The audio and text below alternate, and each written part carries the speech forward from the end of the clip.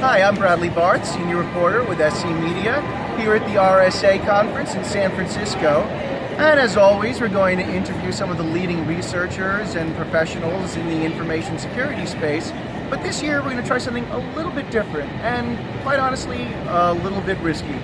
We're going to take everybody onto the cable car and interview them there. We're going to be riding the Powell Hyde cable car line from Union Square to Fisherman's Wharf. We have 5 guests. It takes about 20 minutes to get to the end of the line. And hopefully, when we reach the end, we're going to have completed all of the interviews. So, are we going to do it in time? We'll see. Just like that, magically. Who do we have here? Yes, well, my name is Joseph Carson. I'm the Chief Security Scientist at a company called Flycotic, and we focus on actually protecting privileged accounts and making sure that actually organizations can make sure that they actually add additional security controls to them. And Joseph, it's my understanding that actually you have a book that just recently came out, and it's helpful to basically all levels of users, governments, employees. Tell us a little bit about your book. That's correct. So one of the things that came around from attending many conferences, that I was always asked that how do hackers actually protect themselves.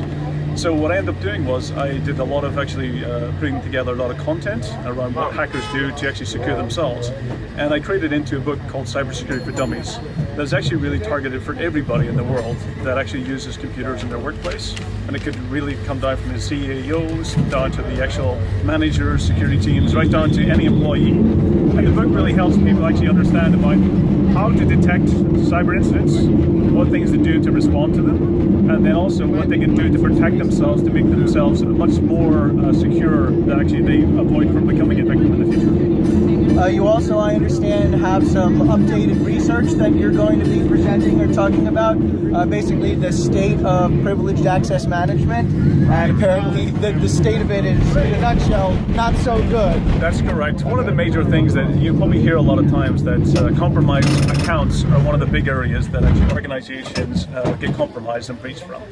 And one of the things we wanted to understand about, well, compliance and regulation has been around for many years. And we want to understand, is it really actually making an impact to security?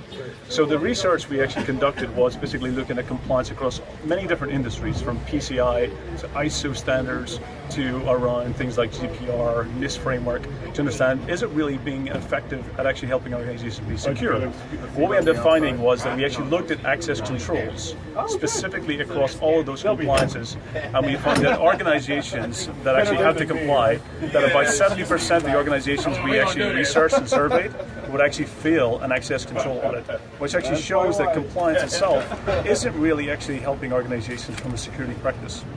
Yeah, 70%, that is it's not the number that we you were want to looking hear. for, no.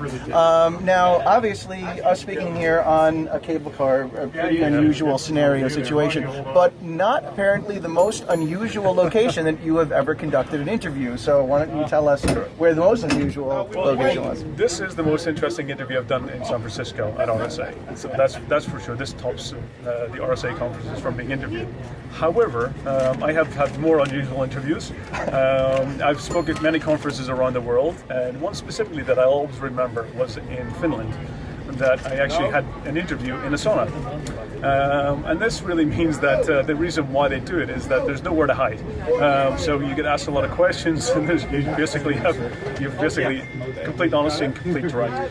So it was one thing that I always remember, and was a very effective interview, and one of the most memorable ones that I've ever had. Yeah, I would think so, in a sauna. Well, I would think the climate out here is a lot nicer than inside of a sauna. I hope my questions didn't make you sweat that much. So. No, Okay. not at all. It's a pleasure. Very good. Good Thanks to be here. very much. You just reached your final destination, and have a good day. Thanks for joining us. Feel free to continue riding. But we're on to our next.